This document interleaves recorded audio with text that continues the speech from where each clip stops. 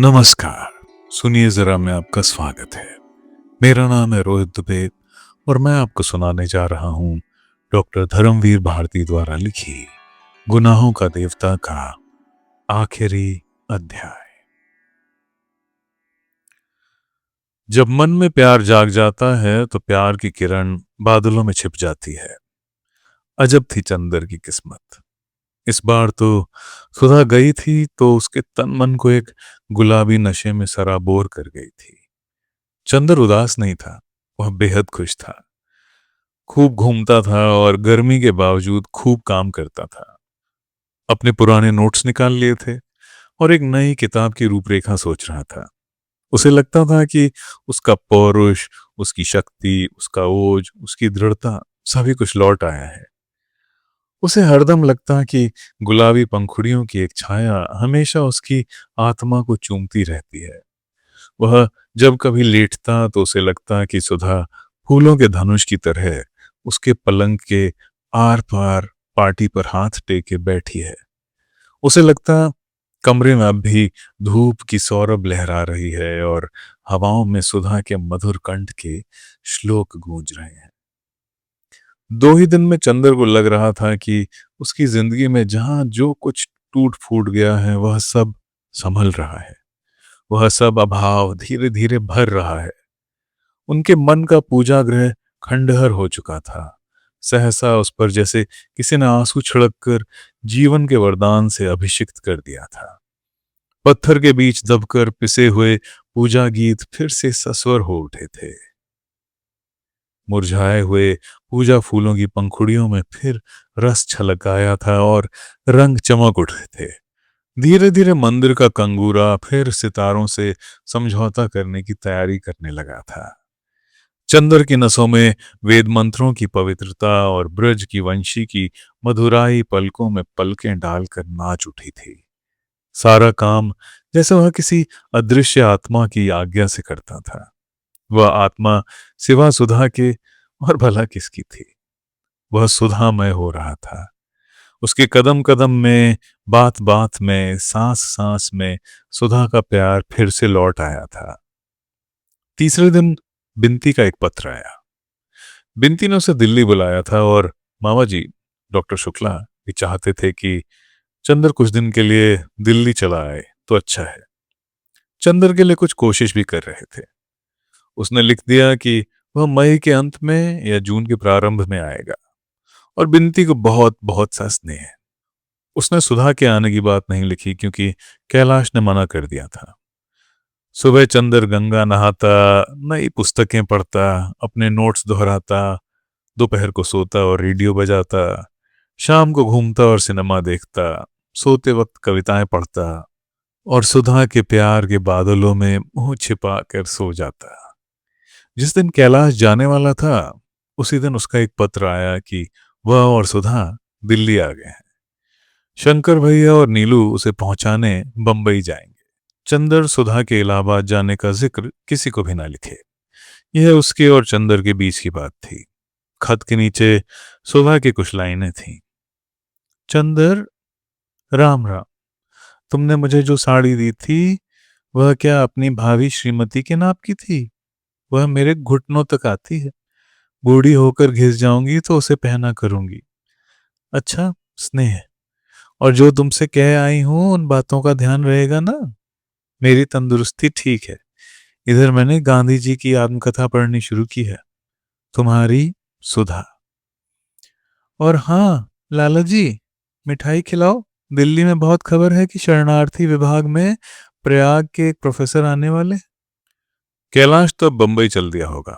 बंबई के पते से उसने बधाई का एक तार भेज दिया और सुधा को एयरमेल से उसने एक खत भेजा जिसमें उसने बहुत सी मिठाइयों का चित्र बना दिया था। लेकिन वह पसोपेश में पड़ गया। दिल्ली जाए या ना जाए, वह अपने अंतर्मन से सरकारी नौकरी का विरोधी था। उसे तत्कालीन भारतीय सरकार और ब्रिटिश सरकार में ज्यादा अंतर नहीं लगता था। फिर हर दृष्टिकोण से वह समाजवादियों के अधिक समीप था। और अब वह सुधा से वायदा कर चुका था कि वह काम करेगा, ऊंचा बनेगा, प्रसिद्ध होगा, लेकिन पद स्वीकार कर ऊंचा बनना उसके चरित्र के विरुद्ध था। किंतु डॉक्टर शुक्ला कोशिश कर रहे थे। चंदर केंद्रीय सरकार के किसी ऊंचे पद पर आए, यह उनका सपना था। चंदर को कॉलेज की स्वच्छंद और ढीली नौकरी पसंद थी। अंत में उसने यह सोचा कि पहले नौकरी स्वीकार कर लेगा, फिर बाद में कॉलेज चलाएगा।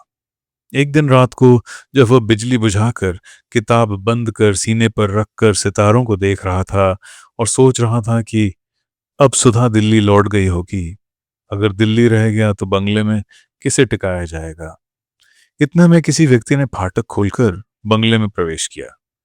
उसे ताज्जुब हुआ कि इतनी रात को कौन आ सकता है, और वह भी साइकिल लेकर। उसने बिजली जला दी। तार वाला था। साइकिल खड़ी कर तार वाला लॉन पर चला गया और तार दे दिया। दस्तखत करके उसने लिफाफा फाड़ा। तार डॉक्टर साहब का था। लिखा था कि अगली ट्रेन से फौरन चले आओ, स्टेशन पर सरकारी कार होगी स्लेटी रंग की। उसके मन ने फौरन कहा, चंदर, हो गए तुम केंद्र में। उसकी आंखों से नींद गायब हो गई। वह उठा। अगली ट्रेन सुबह 3 बजे जाती थी। 11 बजे थे। अभी 4 घंटे थे। उसने एक अटैची में कुछ अच्छे से अच्छे सूट रखे, किताबें रखी और माली को सहेज कर चल दिया। मोटर को स्टेशन से वापस लाने की दिक्कत होती। ड्राइवर अब था नहीं, अतः नौकर को अटैची देकर पैदल चल दिया। राह में सिनेमा से लौटता हुआ रिक्शा मिल गया।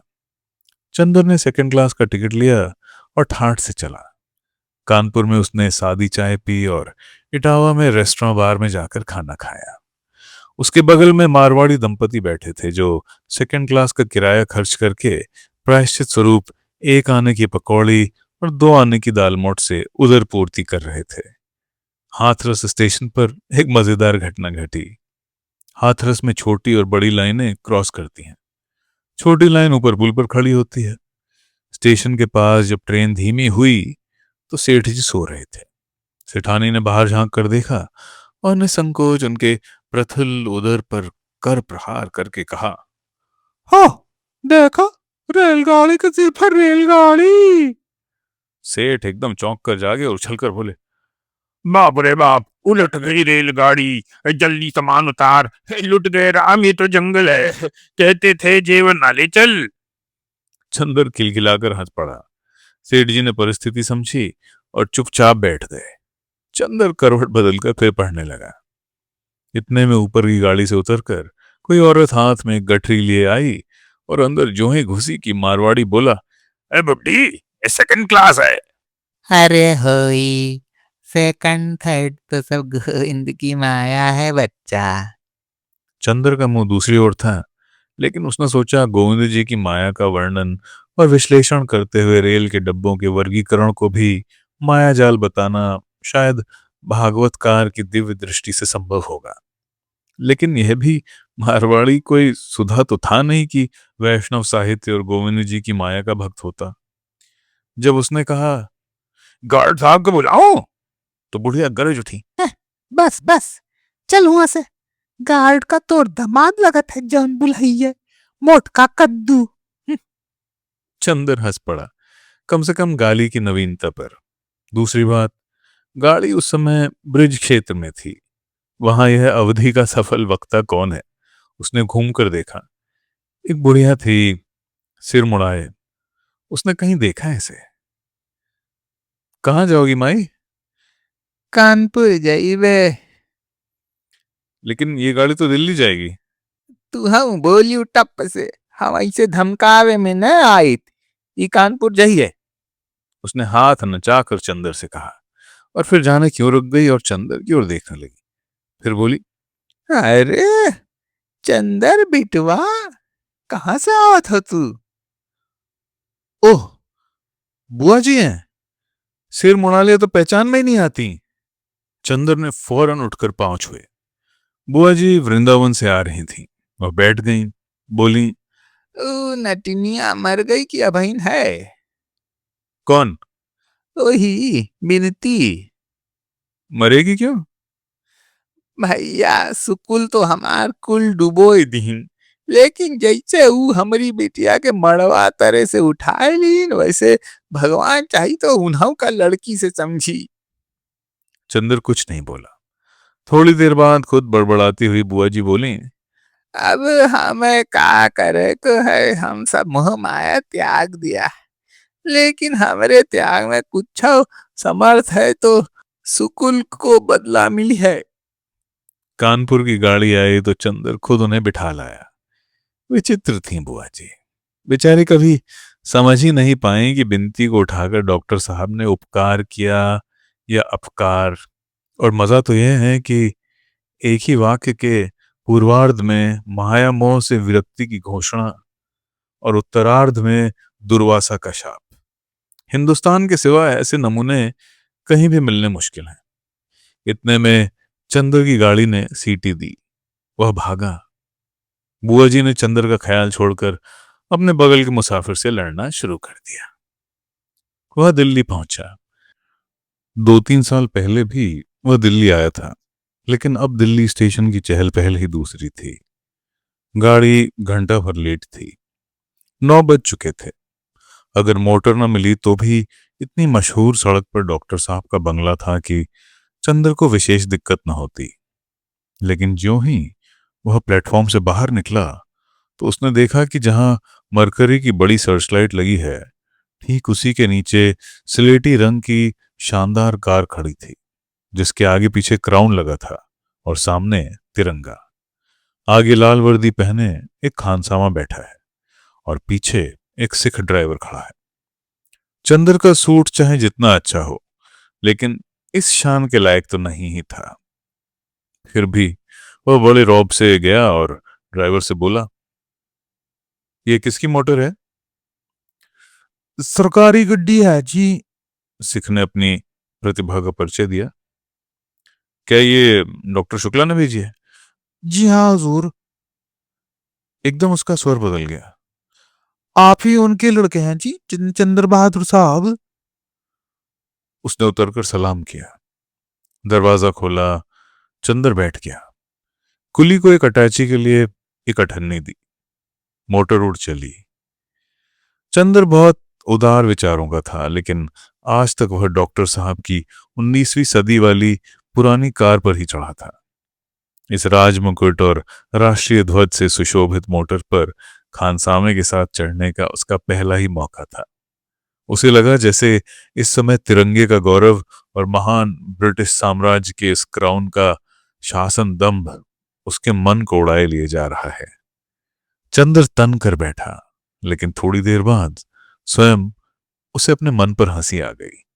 फिर वह सोचने लगा कि जिन लोगों के हाथ में आज शासन सत्ता है, मोटरों और खानसामों ने उनके हृदयों को इस तरह बदल दिया है।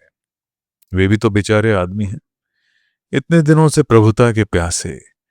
बेकार हम लोग उन्हें गाली देते हैं। फिर चंद्र उन लोगों का ख्याल करके हंस पड़ा। दिल्ली में इलाहाबाद की अपेक्षा कम गर्मी थी। कार एक बंगले के अंदर मुड़ी और पोर्टिको में रुक गई। बंगला नए सादे अमेरिकन ढंग का बना हुआ था। खानसामे ने उतरकर दरवाजा खोला। चंद्र उतर पड़ा। ड्राइवर ने हॉर्न दिया। दरवाजा खुला और बिनती निकली। उसका मुंह सूखा हुआ था, बाल अस्त व्यस्त थे और आंखें जैसे रो रो कर सूज गई थीं। चंद्र का दिल धक से हो गया। राह भर के सुनहरे सपने टूट गए। क्या बात है बिनती, अच्छी तो हो? चंद्र ने पूछा। आओ चंद्र, बिनती ने कहा और अंदर जाते ही दरवाजा बंद कर दिया और चंद्र की बाह पकड़कर सिसक सिसक कर रो पड़ी। चंद्र घबरा गया। क्या बात है, बताओ ना, डॉक्टर साहब कहाँ हैं? अंदर हैं। तब क्या हुआ, तुम इतनी दुखी क्यों हो? चंद्र ने बिनती के सिर पर हाथ रखकर पूछा। उसे लगा जैसे इस समस्त वातावरण पर किसी बड़े भयानक मृत्यु दूत के पंखों की काली छाया है। क्या बात है, बताती क्यों नहीं? बिनती बड़ी मुश्किल से बोली। दीदी, सुधा दीदी। चंद्र को लगा जैसे उस पर बिजली टूट पड़ी। क्या हुआ सुधा को? बिनती कुछ नहीं बोली। उसे ऊपर ले गई और कमरे के पास जाकर बोली, उसी में है दीदी। कमरे के अंदर की रोशनी उदास, फीकी और बीमार थी। एक नर्स सफेद पोशाक पहने पलंग के सिरहाने खड़ी थी और कुर्सी पर सिर झुकाए डॉक्टर साहब बैठे थे। पलंग पर चादर ओढ़े सुधा पड़ी थी, नर्स के सामने थी। अतः सुधा का चेहरा नहीं दिखाई पड़ रहा था। चंदर के भीतर पांव रखते ही नर्स ने आंख के इशारे से कहा, बाहर जाइए। चंदर ठिठक कर खड़ा हो गया। डॉक्टर साहब ने देखा और वे भी उठकर चले आए। क्या हुआ सुधा को? चंदर ने बहुत व्याकुल, बहुत कातर स्वर में पूछा। डॉक्टर साहब कुछ नहीं बोले। चुपचाप चंदर के कंधे पर हाथ रखे हुए अपने कमरे में आए और बहुत भारी स्वर में बोले, हमारी हमारी बिटिया गई चंदर। और आंसू छलक आए। क्या क्या हुआ उसे? चंदर ने फिर उतने ही दुखी स्वर में पूछा। डॉक्टर साहब क्षण भर पथराई आंखों से चंदर की ओर देखते रहे, फिर सिर झुकाकर बोले, एबॉर्शन। थोड़ी देर बाद सिर उठाकर व्याकुल की तरह चंदर का कंधा पकड़कर बोले, चंदर किसी तरह बचाओ सुधा को। क्या करें कुछ समझ में नहीं आता। अब बचेगी नहीं। परसों से होश नहीं आया। जाओ कपड़े बदलो, खाना खा लो, रात भर जागरण होगा। लेकिन चंदर उठा नहीं, कुर्सी पर सिर झुकाए बैठा रहा। सहसा नर्स आकर बोली, ब्लीडिंग शुरू हो गई और नाड़ी डूब रही है, डॉक्टर को बुलाइए फौरन। और वह लौट गई। डॉक्टर साहब उठ खड़े हुए। उनकी आंखों में बड़ी निराशा थी। बड़ी उदासी से बोले, आ रहा हूं चंदर, अभी आता हूं। चंदर ने देखा कार बड़ी तेजी से जा रही है। बिनती आकर बोली, खाना खा लो चंदर। चंदर ने सुना ही नहीं। ये क्या हुआ बिनती? उसने घबराई आवाज में पूछा। कुछ समझ में नहीं आता। उस दिन सुबह जीजा जी गए, दोपहर में पापा ऑफिस गए थे, मैं सो रही थी। सहसा जीजी चीखी। मैं जागी तो देखा दीदी बेहोश पड़ी है। मैंने जल्दी से फोन किया। पापा आए, डॉक्टर आए। उसके बाद से पापा और नर्स के अलावा किसी को नहीं जाने देते दीदी के पास, मुझे भी नहीं। और बिनती रो पड़ी। चंदर कुछ नहीं बोला, चुपचाप पत्थर की मूर्ति सा कुर्सी पर बैठा रहा। खिड़की से बाहर की ओर देख रहा था। थोड़ी देर में डॉक्टर साहब वापस आए। उनके साथ 3 डॉक्टर थे और एक नर्स। डॉक्टरों ने करीब 10 मिनट देखा, फिर अलग कमरे में जाकर सलाह करने लगे। जब लौटे तो डॉक्टर साहब ने बहुत विहल होकर कहा, क्या उम्मीद है? घबराइए मत, घबराइए मत। अब तो जब तक अंदरूनी सब साफ नहीं हो जाएगा तब तक खून जाएगा। नब्ज के लिए और होश के लिए एक इंजेक्शन देते हैं अभी। इंजेक्शन देने के बाद डॉक्टर चले गए। पापा वहीं जाकर बैठ गए। बिनती और चंदर चुपचाप बैठे रहे। करीब 5 मिनट के बाद सुधा ने भयंकर स्वर में कराहना शुरू किया। उन कराहों में जैसे उसका कलेजा उल्टा आता हो। डॉक्टर साहब उठकर यहां चले आए और चंदर से बोले, वेमेंट ब्लीडिंग। और कुर्सी पर सिर झुकाकर बैठ गए। बगल के कमरे से सुधा की दर्दनाक कराहें उठती थीं और सन्नाटे में छटपटाने लगती थीं। अगर आपने किसी जिंदा मुर्गी के पंख और पूंछ नोचे जाते हुए देखा हो, तभी आप उसका अनुमान कर सकते हैं, उस भयानकता का जो उन कराहों में थी। थोड़ी देर बाद कराहें बंद हो गईं, फिर सहसा इस बुरी तरह से सुधा चीखी जैसे गाय डकार रही हो। पापा उठकर भागे वह भयंकर चीख उठी और सन्नाटे में मंडराने लगी। बिनती रो रही थी। चंदर का चेहरा पीला पड़ गया था और पसीने से तर हो गया था वह। पापा लौट कर आए। हम लोग देख सकते हैं? चंदर ने पूछा। अब अभी नहीं, अब ब्लीडिंग खत्म है। नर्स अभी कपड़े बदल दे तो चलेंगे। थोड़ी देर में तीनों गए और जाकर खड़े हो गए। अब चंदर ने सुधा को देखा। उसका चेहरा सफेद पड़ गया था, जैसे जाड़े के दिनों में थोड़ी देर पानी में रहने के बाद उंगलियों का रंग रक्तहीन श्वेत हो जाता है।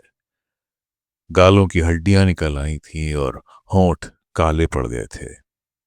पलकों के चारों ओर कालापन गहरा गया था और आंखें जैसे बाहर निकली पड़ती थीं। खून इतना अधिक गया था कि लगता था बदन पर चमड़े की एक हल्की झिल्ली मढ़ती गई हो। यहां तक कि भीतर की हड्डी के उतार चढ़ाव तक स्पष्ट दिख रहे थे। चंदर ने डरते डरते माथे पर हाथ रखा। सुधा के होठों में कुछ हरकत हुई। उसने मुंह खोल दिया और आंख बंद किए हुए ही उसने करवट बदली। फिर करहाई और सिर से पैर तक उसका बदन कांप उठा। नर्स ने नाड़ी देखी और कहा, अब ठीक है, कमजोरी बहुत है। थोड़ी देर बाद पसीना निकलना शुरू हुआ। पसीना पहुंचते पहुंचते 1 बज गया। बिनती बोली डॉक्टर साहब से, मामा जी अब आप सो जाइए, चंदर देख लेंगे आज, नर्स है ही। डॉक्टर साहब की आंखें लाल हो रही थीं। सबके कहने पर वह अपनी सीट पर लेट गए। नर्स बोली, मैं बाहर आराम कुर्सी पर थोड़ा बैठ लूं, कोई जरूरत हो तो बुला लेना। चंदर जाकर सुधा के सिरहाने बैठ गया। बिनती बोली, तुम थके हुए आए हो, चलो तुम भी सो लो थोड़ा, मैं देख रही हूं। चंदर ने कुछ जवाब नहीं दिया, चुपचाप बैठा रहा। बिनती ने सभी खिड़कियां खोल दी और चंदर के पास ही बैठ गई। सुधा सो रही थी चुपचाप। थोड़ी देर बाद बिनती उठी, घड़ी देखी, मुंह खोलकर दवा दी। सहसा डॉक्टर साहब घबराए हुए से आए। क्या क्या बात है, सुधा क्यों चीखी? कुछ नहीं, सुधा तो सो रही है चुपचाप, बिनती बोली। अच्छा, मुझे नींद में लगा कि वो चीखी है। फिर वह खड़े खड़े सुधा का माथा सहलाते रहे और फिर लौट गए। नर्स अंदर थी। बिनती चंदर को बाहर ले आई और बोली, देखो तुम कल जीजा जी को एक तार दे देना। लेकिन अब वह होंगे कहाँ? विशाखापट्टनम या कोलंबो में जहाजी कंपनी के पते से दिलवा देना तार। दोनों फिर जाकर सुधा के पास बैठ गए। नर्स बाहर सो रही थी। 3:30 बज गए थे। ठंडी हवा चल रही थी। बिनती चंदर के कंधे पर सिर रखकर सो गई। सहसा सुधा के होंठ हिले और उसने कुछ अस्फुट स्वर में कहा। चंदर ने सुधा के माथे पर हाथ रखा। माथा सहसा जलने लगा था। चंदर घबरा उठा। उसने नर्स को जगाया। नर्स ने बगल में थर्मामीटर लगाया। तापक्रम 105 था। सारा बदन जल रहा था और रह रहकर वह कांप उठती थी। चंदर ने फिर घबराकर नर्स की ओर देखा। घबराइए मत, डॉक्टर अभी आएगा। लेकिन थोड़ी देर में हालत और बिगड़ गई और फिर उसी तरह दर्दनाक करहाएं सुबह की हवा में सिर पटकने लगी।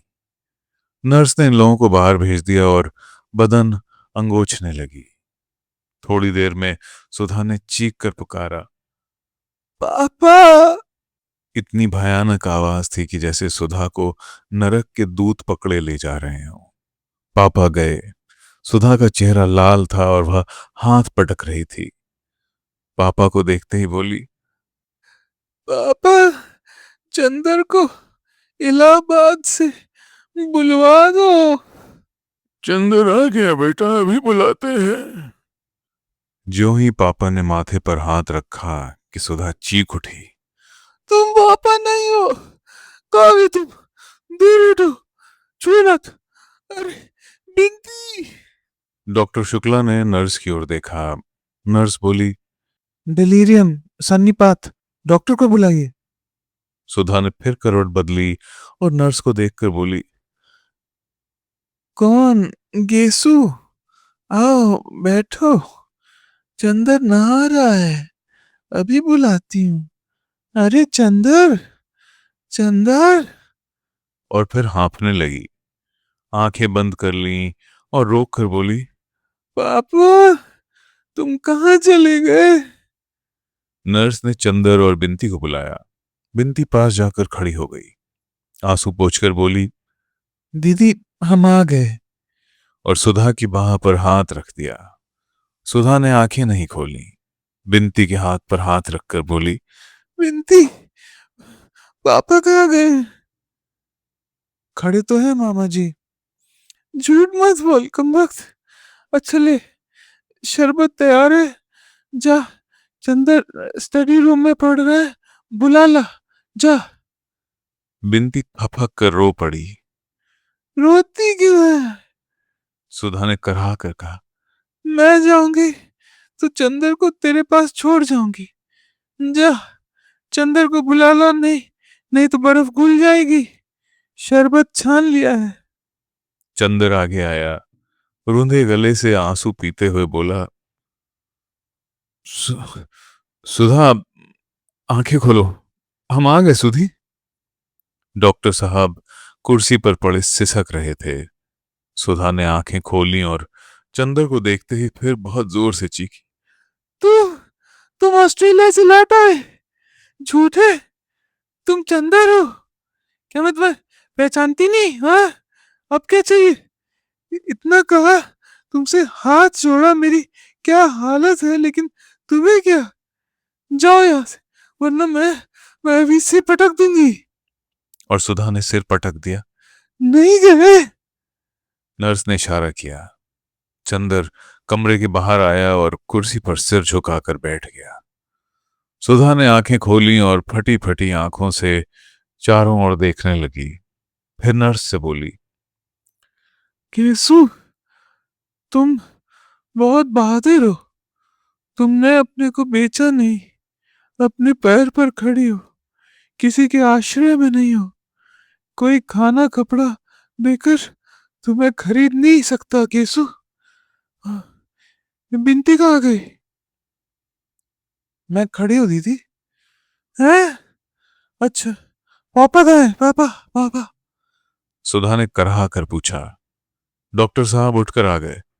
बेटा, बड़े दुलार से सुधा के माथे पर हाथ रखकर बोले। सुधा रो पड़ी। कहाँ थे पापा अभी तक तुम? हमने इतना पुकारा, न तुम बोले न चंदर बोला। हमें तो डर लग रहा था, न सुना था। जाओ, महाराज जी ने रोटी सेक ली है, खा लो। हाँ, ऐसे बैठ जाओ। हाँ, लो पापा, हमने नान खटाई बनाई है। डॉक्टर शुक्ला रोते हुए चले गए। बिंती ने चंदर को बुलाया। देखा, चंदर कुर्सी पर हथेली में मुंह छिपाए बैठा था। बिंती चली गई और चंदर के कंधे पर हाथ रखा।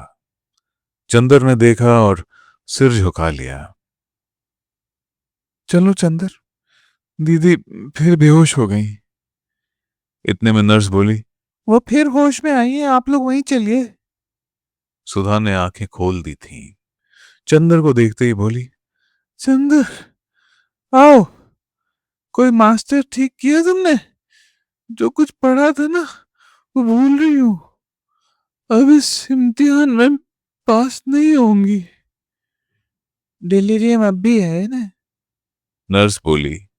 सहसा सुधा ने चंदर का हाथ छोड़ दिया और झट से हथेलियां आंखों पर रख लीं और बोली, ये कौन आ गया? हाँ, ये चंदर नहीं है, चंदर नहीं है ये। चंदर होता तो मुझे डांटता कि क्यों बीमार पड़ी। अब बताओ, मैं चंदर को क्या जवाब दूंगी? चंदर को बुला दो। गेसु, जिंदगी में दुश्मनी निभाई, अब मौत में तो ना निभाए। उफ, मरीज के पास इतने आदमी, तभी डिलीरियम होता है। सहसा डॉक्टर ने प्रवेश किया। कोई दूसरा डॉक्टर था, अंग्रेज था। बिंती और चंदर बाहर चले आए। बिंती बोली, ये सिविल सर्जन है? उसने खून मंगवाया, देखा, फिर डॉक्टर शुक्ला को भी हटा दिया, सिर्फ नर्स रह गई। थोड़ी देर बाद वह निकला तो उसका चेहरा स्याह था। क्या ये प्रेगनेंसी पहली मर्तबा थी? जी हाँ।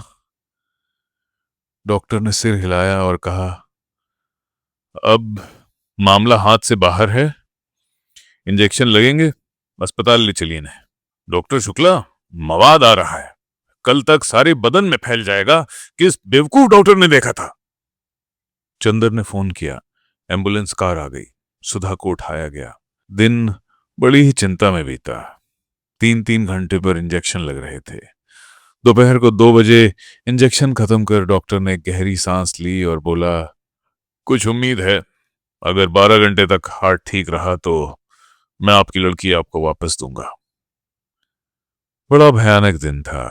बहुत ऊंची छत का कमरा, दालानों में टाट के पर्दे पड़े थे और बाहर गर्मी की भयानक लू हू हू करती हुई दानवों की तरह मुंह फाड़े दौड़ रही थी। डॉक्टर साहब सिरहाने बैठे थे, पथरीली निगाहों से सुधा के पीले मृत प्राय चेहरे की ओर देखते हुए। बिंती और चंदर बिना कुछ खाए पिए चुपचाप बैठे थे। रह रहकर बिंती सिसक उठती थी, लेकिन चंदर ने मन पर पत्थर रख लिया था। वह एकटक एक और देख रहा था। कमरे में वातावरण शांत था।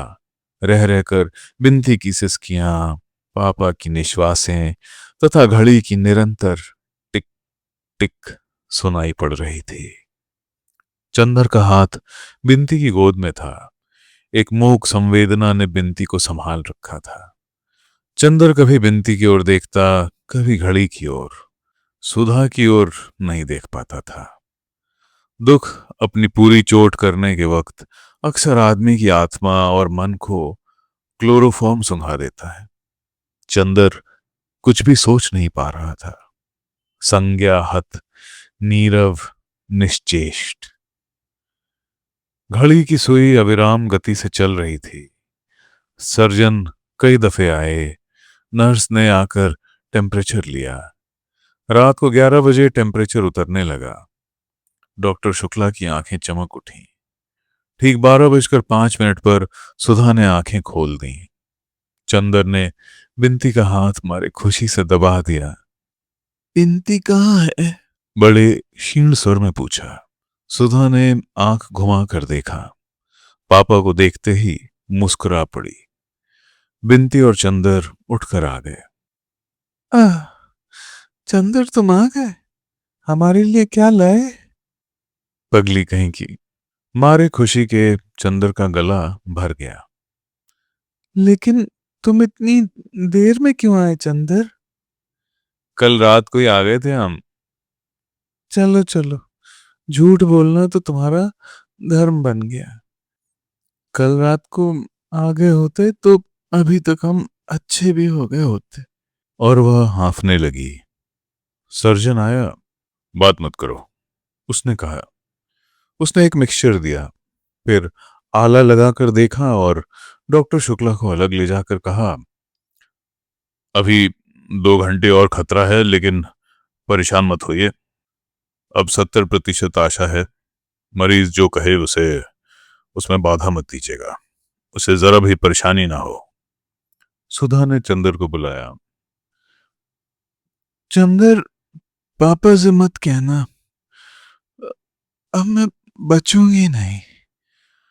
अब कहीं मत जाना, यहीं बैठो। छी पगली, डॉक्टर कह रहा है अब खतरा नहीं है। चंदर ने बहुत प्यार से कहा, अभी तो तुम हमारे लिए जिंदा रहोगी ना। कोशिश तो कर रही हूँ चंदर, मौत से लड़ रही हूँ। चंदर, उन्हें तार दे दो, पता नहीं देख पाऊंगी या नहीं। दे दिया सुधा, चंदर ने कहा और सिर झुकाकर सोचने लगा। क्या सोच रहे हो चंदर? उन्हें इसलिए देखना चाहती हूँ कि मरने के पहले उन्हें क्षमा कर दूं, उनसे क्षमा मांग लूं। चंदर, तुम तकलीफ का अंदाजा नहीं कर सकते। डॉक्टर शुक्ला आए। सुधा ने कहा, पापा आज तुम्हारी गोद में लेट लें। उन्होंने सुधा का सिर गोद में रख लिया।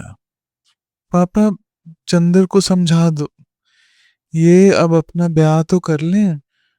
और हाँ पापा, हमारी भागवत मंगवा दो। शाम को मंगवा देंगे बेटी, अभी तो 1 बज रहा है। देखा, सुधा ने कहा। बिनती, यहाँ आओ। बिनती आई।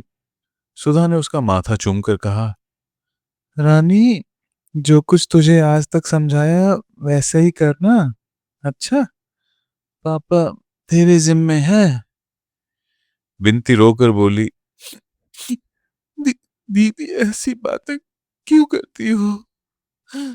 सुधा कुछ न बोली, गोद से हटाकर सिर तकिए पर रख लिया। जाओ पापा, अब सो रहो तुम। सो लूंगा बेटी। जाओ, नहीं फिर हम अच्छे नहीं होंगे। जाओ। सर्जन का आदेश था कि मरीज के मन के विरुद्ध कुछ नहीं होना चाहिए। डॉक्टर शुक्ला चुपचाप उठे और बाहर बिछे पलंग पर लेट रहे। सुधा ने चंदर को बुलाया, बोली, मैं झुक नहीं सकती। बिनती यहाँ। हाँ। चंदर के पैर छू। अरे अपने माथे में नहीं पगली, मेरे माथे से लगा दे, मुझसे झुका नहीं जाता। बिनती ने रोते हुए सुधा के माथे में चरण धूल लगा दी। रोती क्यों है पगली? मैं मर जाऊं तो चंदर तो है ही। अब चंदर तुझे कभी नहीं रुलाएंगे। चाहे पूछ लो। इधर आओ चंदर, बैठ जा। हाँ बैठो। अपना हाथ मेरे होठों पर रख दो, ऐसे। अगर मैं मर जाऊं तो रोना मत चंदर। तुम ऊंचे बनोगे तो मुझे बहुत चैन मिलेगा।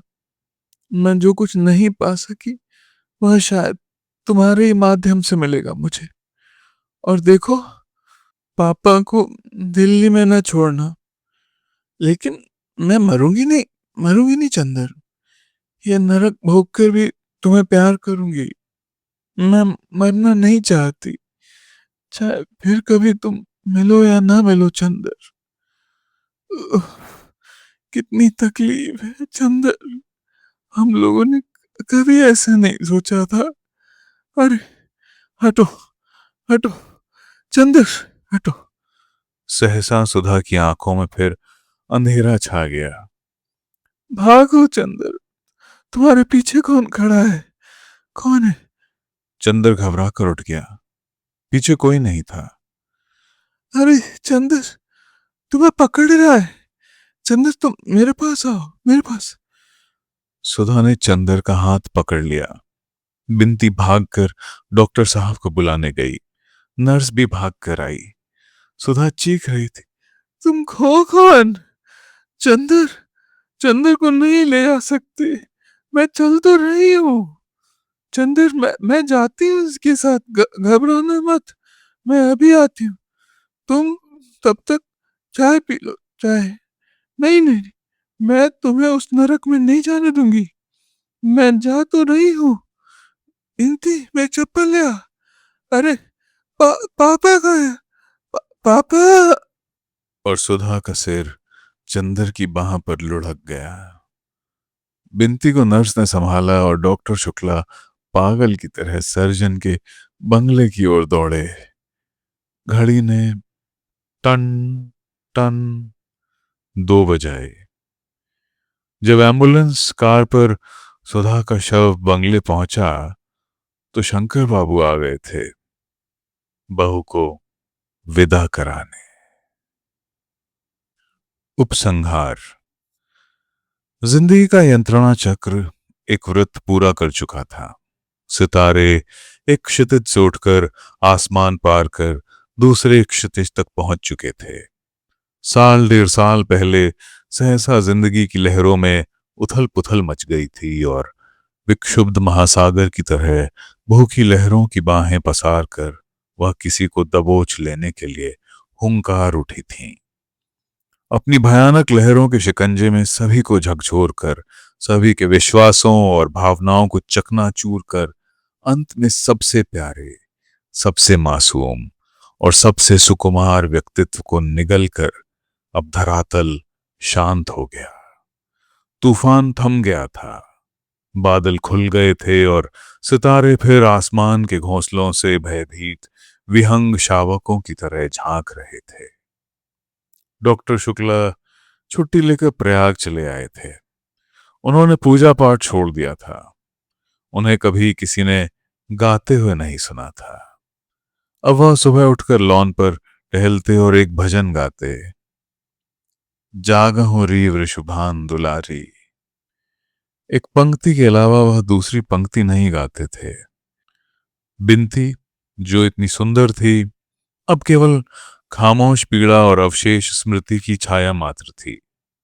चंदर शांत था, पत्थर हो गया था, लेकिन उसके माथे का तेज बुझ गया था और वह बूढ़ा सा लगने लगा था। और यह सब केवल 15 दिनों में। जेठ दशहरे के दिन डॉक्टर साहब बोले, चंदर, आज जाओ उसके फूल छोड़ाओ, लेकिन देखो शाम को जाना जब वहां भीड़ भाड़ ना हो, अच्छा? और चुपचाप टहलकर गुनगुनाने लगे। शाम को चंदर चला तो बिनती भी चुपचाप साथ हो ली। न बिनती ने आग्रह किया, न चंदर ने स्वीकृति दी। दोनों खामोश चल दिए। कार पर चंदर ने बिनती की गोद में गठरी रख दी। त्रिवेणी पर कार रुक गई। हल्की चांदनी मैले कफन की तरह लहरों की लाश पर पड़ी हुई थी। दिन भर कमाकर मल्लाह थक कर सो रहे थे। एक बूढ़ा बैठा चिलम पी रहा था। चुपचाप उसकी नाव पर चंदर बैठ गया। बिनती उसकी बगल में बैठ गई। दोनों खामोश थे। सिर्फ पतवारों की छप छप सुन पड़ती थी। मल्लाह ने तख्त के पास नाव बांध दी और बोला, नहा ले बाबू। वह समझता था बाबू सिर्फ घूमने आए हैं। जाओ। वह दूर तख्तों की कतार के उस छोर पर जाकर खो गया। फिर दूर दूर तक फैला संगम और सन्नाटा। चंदर सिर झुकाए बैठा रहा। बिनती सिर झुकाए बैठी रही। थोड़ी देर बाद बिनती सिसक पड़ी।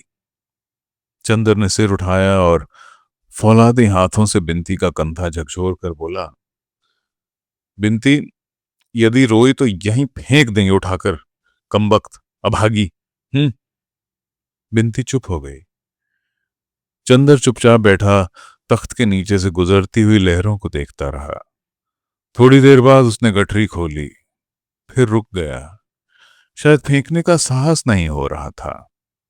बिनती ने पीछे से आकर एक मुट्ठी राख उठा ली और अपने आंचल में बांधने लगी। चंदर ने चुपचाप उसकी ओर देखा।